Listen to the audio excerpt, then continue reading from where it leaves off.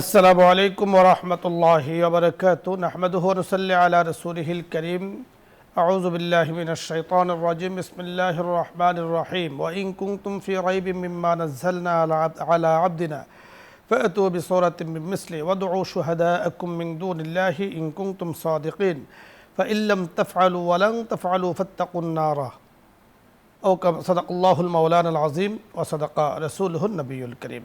সুপ্রিয় দর্শক মণ্ডলী, মহান আল্লাহ তাআলার পবিত্র কালামে পাকের তেলাওয়াতের মাধ্যমে আজকের এই সুন্দর আয়োজন আমরা শুরু করতে যাচ্ছি। আল্লাহ রাব্বুল করিম পবিত্র কালামে হাকিমে আমাদেরকে বলেছেন ওয়া ইন কুনতুম ফি রাইবিম মিম্মা নাযালনা, অর্থাৎ আরব জাহানের ঐতিহাসিক এক ঘটনা দিকে ইঙ্গিত করে আল্লাহ পাক চ্যালেঞ্জ করে দিয়েছেন যে পবিত্র কোরআনকে আল্লাহ তাআলা নাজিল করেছেন, যে কোরআন অলৌকিক জ্ঞান দান করে, অলৌকিক শক্তি দান করে।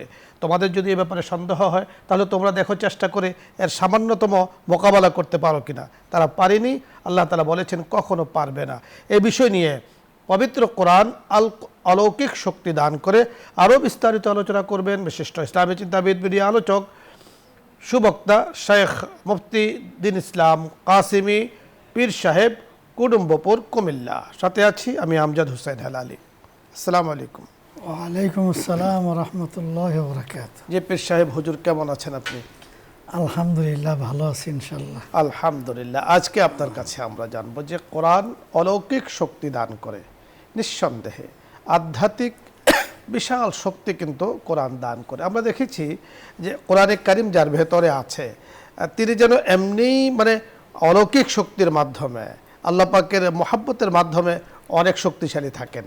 আসলে কোরআন একজন ব্যক্তিকে, একজন মানুষকে অলৌকিক শক্তি দ্বারা তাকে সাহায্য করেন, সহযোগিতা করেন। আল্লাহ তাআলা তো অপর আয়াতে বলে দিয়েছেন যে কোরআন তেলাওয়াতের মাধ্যমে ঈমান বাড়ে, কোরআন তেলাওয়াতের মাধ্যমে অন্তর প্রকম্পিত হতে থাকে, কোরআন তেলাওয়াতের মাধ্যমে একজন মানুষ প্রকৃত আল্লাহওয়ালা হতে পারে। আপনার কাছে আজকে আমরা জানবো অলৌকিক শক্তি কোরআন কিভাবে দান করে, বিস্তারিত আলোচনা। আলহামদুলিল্লাহ, আজকে সর্বপ্রথম আল্লাহ পাকের শুকরিয়া আদায় করার পরে আমাদের এই আজকের আলোচনার মধ্যে যারা আছেন দূরে কাছে সকলকে ধন্যবাদ জ্ঞাপন করে আমি পবিত্র কোরআনে কারিমের মাধ্যমে শুরু করতে যাচ্ছি। মোহতারাম, আসলে আল কোরআনুল কারিম অলৌকিক শক্তি, এটা স্পষ্ট, এর মধ্যে কোনো গোঁজামিল নাই। পবিত্র কোরআনে কারিমের মধ্যে আল্লাহ রাব্বুল আলামিন সূরাতুল হিজর 9 নম্বর আয়াতে ঘোষণা করেছেন, ইন্না নাহনু নাজ্জালনা যিকরা ওয়া ইন্না লাহু লাহাফিজুন। কোরআনে কারিম হলো সংরক্ষিত, মাহফুজ। লৌহে মাহফুজের মধ্যে রব্বুল আলামিন কোরআনে কারিমকে সংরক্ষিত করে রেখেছেন। সেই সুবাদে আল্লাহ রব্বুল আলামিন নিজে ঘোষণা করেছেন, আমি কোরআন অবতীর্ণ করেছি, আমি কোরআনকে হেফাজতের মালিক, আমি কোরআনকে হেফাজত করব। এর দ্বারা স্পষ্ট হয়ে গেল কোরআনের অলৌকিক শক্তি, তার মোকাবেলা কেউ করতে পারে নাই, পারবেও না। দ্বিতীয়ত নাম্বার হলো 1400 বছর পর্যন্ত পবিত্র কোরআনে কারিমের একটা হরফ, একটা হরকত কেউ পরিবর্তন করতে পারে নাই, আজও পারবে না, ভবিষ্যতেও পারবে না। এটাও কোরআনে কারিমের অলৌকিক একটা সত্য। অলৌকিক কোরআনে কারিম যে এটা অলৌকিকভাবে প্রমাণ করেন। তৃতীয় নাম্বার হলো পবিত্র কোরআনে কারিম মানুষের হৃদয়কে পরিবর্তন করে। কিভাবে? যারা কোরআনে কারিমের কঠোর বিরোধিতা করতেছে, অর্থাৎ অমুসলিম, আল্লাহকে মানে না, নবীকে মানে না, কোরআনকে মানে না, তারা কোরআন শোনার পরে আল্লাহ রাব্বুল আলামিন তার মনকে পরিবর্তন করে দেন। তার জ্বলন্ত প্রমাণ হযরত ওমর ফারুক রাদিয়াল্লাহু তাআলা আনহু কোরআনের কঠোর বিরোধী ছিলেন অমুসলিম অবস্থায়। যখন সূরাতুত তাহা মা আনজালনা আলাইকাল কোরআন লিতাশকা, এই পবিত্র কোরআনে কারিমের 16 পারা সূরা তাহার তেলাওয়াতকে শুনলেন, শোনার সাথে সাথে হযরত ওমর ফারুক রাদিয়াল্লাহু তাআলা ইসলাম গ্রহণ করলেন আর তার মনকে আল্লাহ তাআলা পরিবর্তন করে দিলেন। এটাই প্রমাণ করে আল কোরআনুল কারিম অলৌকিক এবং এটা পরাশক্তি, তার সাথে কেউ পারে নাই, পারবেও না। চতুর্থ নাম্বার হলো কোরআনে কারিম ভাষার দিক দিয়া অলৌকিক।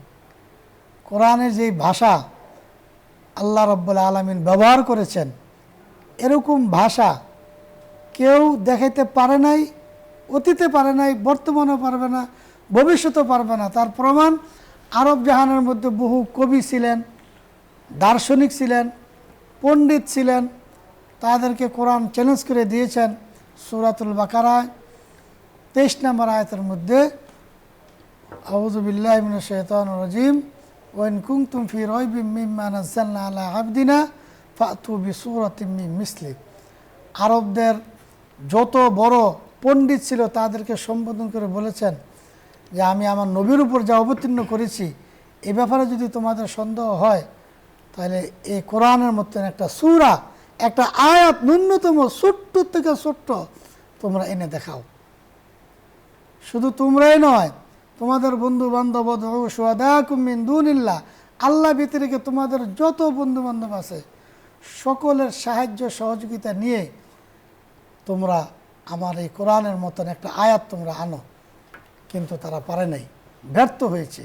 এটাই প্রমাণ করে পবিত্র কোরআনে কারীম অলৌকিক এবং এটা মোজেজ, এটাই প্রমাণ করে। আপনি বড় চমৎকার বলছিলেন। দর্শক মণ্ডলী, আজকে যে বিষয় নিয়ে আমরা আলোচনা করছিলাম তা আপনারা শুনতে পেয়েছেন। কবি বড় চমৎকারভাবে আমাদেরকে একটি বিষয় স্মরণ করে দিয়েছেন। আমরা যারা কোরআন পারি, কোরআন পড়ি, কোরআন অনুযায়ী চলি, তো কোরআন তো আমাদেরকে তার অলৌকিক শক্তি দ্বারা ইহজগতে সাহায্য করবেন, পরজগতে আমাদেরকে আল্লাহ পাকের সাথে পবিত্র কোরআন কথোপকথন করে আমাদের জন্য শান্তি ও রাহাতের ফয়সালা করবেন। সুবহানাল্লাহ।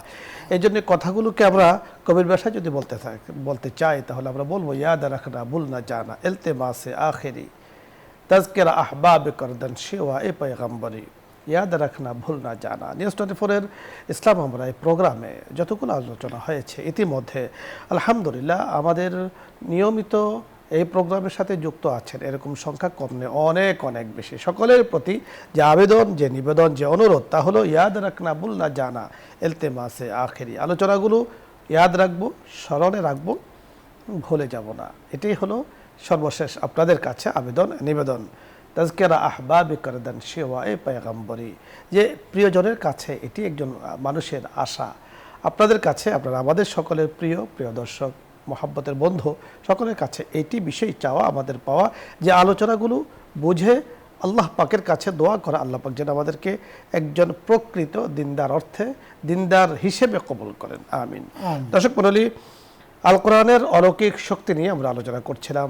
আপনাদের যদি এই বিষয় নিয়ে আরও কিছু বোঝার থাকে, কোনো শরীয়তের মাসলা মাসাল জানার প্রয়োজন হয়, তাহলে আপনি প্রশ্ন করুন, আমরা চেষ্টা করব কথা বলার জন্য। প্রথমে যিনি আছেন, আসসালামু আলাইকুম রহমতুল্লাহ। দর্শক নাম বলে পরিচয় দিয়ে প্রশ্ন করুন। আসসালামু আলাইকুম।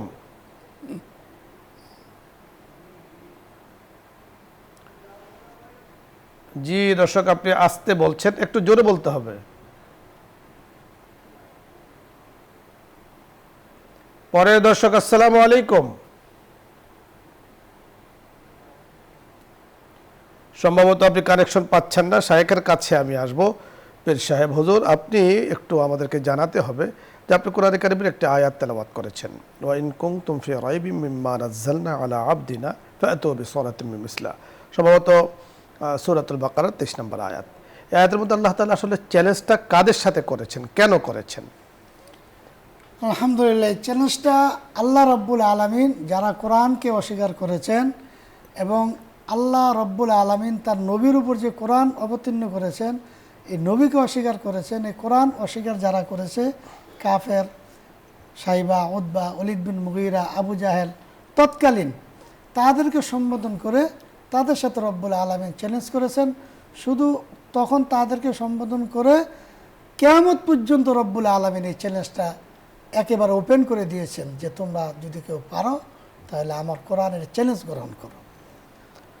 অর্থাৎ তাদেরকে আল্লাহ তাআলা নিজে বলে দিয়েছেন যে তোমরা যে কোরআনকে মানছ না, এই কোরআনকে স্বীকৃতি দিচ্ছ না, তাহলে তোমরা আর বিকল্প কোরআন তৈরি করো। আসলে তারা করতে পারেনি। ধন্যবাদ। আমাদের দর্শক কালেকশন পেয়েছেন। আসসালামু আলাইকুম রহমতুল্লাহ। ওয়ালাইকুম আসসালাম রাহমাতুল্লাহ। আমি যে ঢাকা থেকে বলছি। বলুন। আমার একটা প্রশ্ন ছিল যে মানুষ যে মরার পর যে 40 করে এটা কেমন আপনাদের হিসেবে জায়েজ নাকি না জায়েজ? ধন্যবাদ। জি, আমরা বুঝতে পেরেছি, আমরা কথা বলছি, আপনি শুনতে থাকুন। জি মোহতারাম, মানুষ মৃত্যুর পরে 40 যেটা করা হয় এটা কোরআনের ইসলামের কোনো বিধানে নেই, এটা করা কোনো জরুরি না, বরঞ্চ না করাই ভালো। তবে মৃত্যুর পরে যে কোনো দিন নিজের ইচ্ছা মতন আল্লাহর যে সবগুলো দিনে সমান, তো যে কোনো দিন তার রুহের মাগফিরাতে আমরা তার মানে এক কথায় আমরা বলতে পারি 3 দিন 40 বছর এই ধরনের হিসেব করে মৃত ব্যক্তির জন্য আয়োজন না করে প্রতিদিন যদি আপনি দোয়া করেন সেটা অতি উন্নত, সেটা অতি ভালো। আমাদের মুফতি সাহেব একটি বিষয় বোঝাতে চেয়েছেন যে 40কে জরুরি মনে করা, অর্থাৎ মৃত ব্যক্তির 40 দিনে কোনো অনুষ্ঠান যদি করা না হয় তাহলে সে কষ্ট পাবে, এই ধরনের বা করতেই হবে এটাকে জরুরি ফরজ মনে করা, এটা কিন্তু শরীয়ত নয়।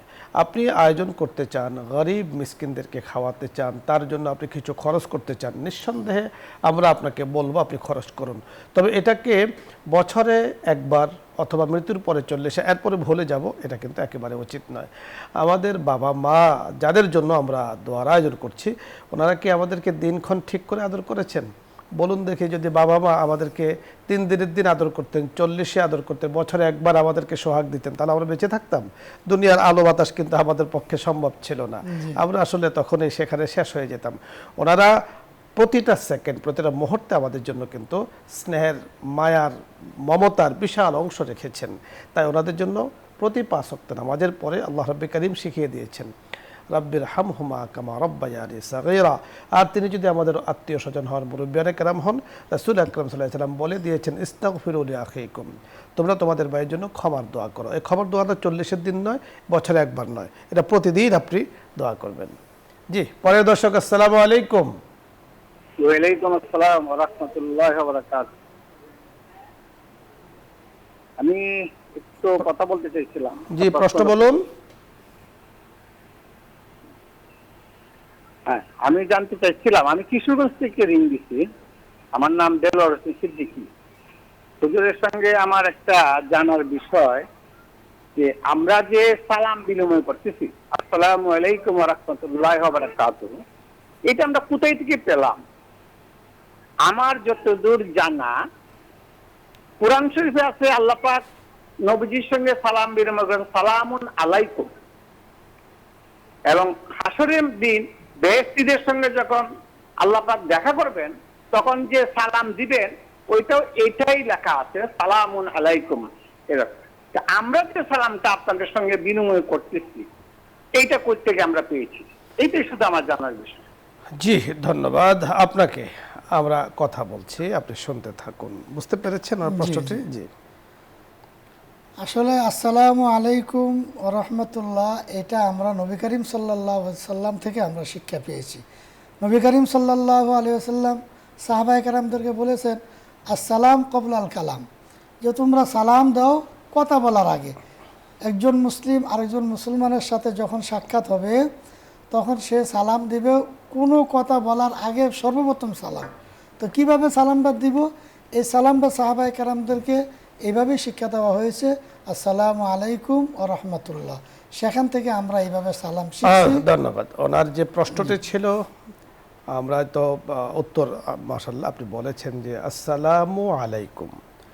আসলে উনি বলেছেন যে আমরা, রাসূল আকরাম সাল্লাল্লাহু আলাইহি ওয়াসাল্লাম বলেছেন সালামুন আলাইকুম, আপনি বলেছেন সালামুন আলাইকুম, আল্লাহ তাআলাও সালামুন আলাইকুম। তা আমরা আসসালামু আলাইকুম কেন বলি?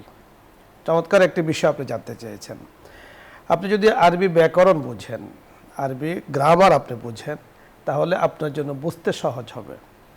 সালামুন আলাইকুম, আসসালামু আলাইকুম, এর মধ্যে পার্থক্য কি? পার্থক্য হলো এই যে যখন আপনি সালামুন বলবেন তখন সালামুনের শেষে তানবিন দেওয়া যাবে, অক্ফ দেওয়া যাবে, সালামুন আলাইকুম। আর যখন সালামের আগে আপনি আলিফ লাম যুক্ত করবেন তখন আর শেষে তানবিন দেওয়া যাবে না, তখন বলতে হবে আসসালামু আলাইকুম, যেটা আমরা ব্যবহার করি। তাহলে আমাদের যে ব্যবহার সেটাও ঠিক আছে, কোরআন হাদিসে যেটা আছে সেটাও কিন্তু ঠিক আছে। যেখানে আলিফ লাম সহ আছে সেখানে আছে আসসালামু আলাইকুম, আর যেখানে আলিফ লাম ছাড়া আছে সেখানে আছে সালামুন আলাইকুম। যেমন পবিত্র কোরআনে আছে তাহিয়াতুহুম ইয়াওমা ইয়ালকাউনাহু সালাম, সেখানে আছে সালাম, সেখানে সালামুনও নেই, আসসালামও নেই। হ্যাঁ, আল্লাহু ইয়াদউ ইলা দারিস সালামে ইলা দারে আসসালামে, সেখানেও কিন্তু আসসালামের শুরুতে আলিফ লাম থাকার কারণে শেষে কিন্তু তানবিন হয় নাই। তো আপনার যে জানার বিষয়টি সেটা হলো যে আমরা যে সিস্টেমে যে নিয়মে সালাম দিই আসসালামু আলাইকুম, এটা কোত্থেকে পেলাম? আমাদের মোহতারাম বলেছেন এটা নবীজির শিক্ষা থেকে আমরা পেয়েছি। আর ব্যাকরণগত যে বিষয়টি সেটাও আপনি বুঝতে পেরেছেন, ব্যাকরণের কারণে এখানে এই ধরনের বেশকম হয়ে থাকে। আরেকটি বিষয় আপনার জন্য, তা হলো যখন সালামুন শব্দটাকে সালামুন বলা হয় তখন এটা ব্যাপক থাকে। আল্লাহ পাকের শান্তি সকলের জন্য ব্যাপক, আল্লাহ পাকের শান্তি। আর যখন আপনি আসসালামু বলবেন তখন এটা মারিফা হয়ে যায়, অর্থাৎ নির্দিষ্ট হয়ে যায়। নির্দিষ্ট যাকে আপনি, যার জন্য শান্তির আপনি দোয়া করছেন তার জন্য এটা প্রযোজ্য। আসসালামু আলাইকুম, আপনি এক ব্যক্তিকে সালাম দিচ্ছেন, 10 ব্যক্তিকে সালাম দিচ্ছেন, তাদের উপরে কিন্তু এই সালামটা বর্তায়। এজন্যই আমরা আলিফ লাম দিয়ে যুক্ত করে আমরা সালাম দিই। আশা করছি আপনি বিষয়টি বুঝতে পেরেছেন। আরও যদি বুঝার থাকে আপনার নিকটস্থ কোনো বড় আলেম যদি থাকে তার কাছে আপনি বুঝে নেবেন। পরের দর্শক, আসসালামু আলাইকুম রহমতুল্লাহ। ওয়ালাইকুম আসসালাম। আমার একটা প্রশ্ন আছে। বলুন। আমি একটু হুজুরের সাথে কথা বলতে চাই। আমরা বলছি আপনার সাথে, আপনি কথা বলুন। হ্যাঁ, হুজুর জি, আসসালামু আলাইকুম। ওয়ালাইকুম আসসালাম। আমার আমার আমার একটা জানার বিষয় হচ্ছে যে আমি মনে করেন যে কোরবানির ভাগ এখন হয়তো একটা গরুর ভাগ 10-15 হাজার টাকা লাগে। আমার অত ক্ষমতা নাই, আমার দেওয়ার অত ক্ষমতা নাই। আমি ওইটা যদি আমি এবং আমার জামাই 2 জন মিলে এক ভাগ দিই, সেটা কি দেওয়া যাবে? জি, কোরবানি আসছে, মাসলা মাসাইল জানারও প্রয়োজন, আপনাকে আমরা বুঝিয়ে বলছি। বুঝতে পেরেছেন প্রশ্নটি? জি, আসলে কুরবানি মোহতারাম তার উপরে ওয়াজিব যার সামর্থ্য আছে। তো সবচেয়ে বেটার হলো যার উপরে ওয়াজিব তিনিই কুরবানি দিবেন, এটা ভাগাভাগি না করা উত্তম। আর যদি সমর্থন না থাকে তাহলে তার উপরে কুরবানি দেওয়া ওয়াজিব না। হ্যাঁ, বিষয়টি আসলে তাই। হিসাবে দুইজনে ভাগাভাগি করতে পারবে। বিষয়টি হলো আসলে যদি কোরবানি ওয়াজিব হয় কোরবানি আপনি দেবেন। জি, কোরবানি যদি ওয়াজিব না হয় দেওয়া তাহলে তো কোরবানি দেওয়া লাগবে না, মানে দেওয়া জরুরি না, দিলে নিষেধ নয়। যদি দেন নিষেধ নয়, আর যদি ওয়াজিব হয় তা তো দিতেই হবে। পদ্ধতি কি? আপনি বলেছেন যে আপনার কাছে 15,000 টাকা আছে, এককভাবে দেওয়া সম্ভব নয়।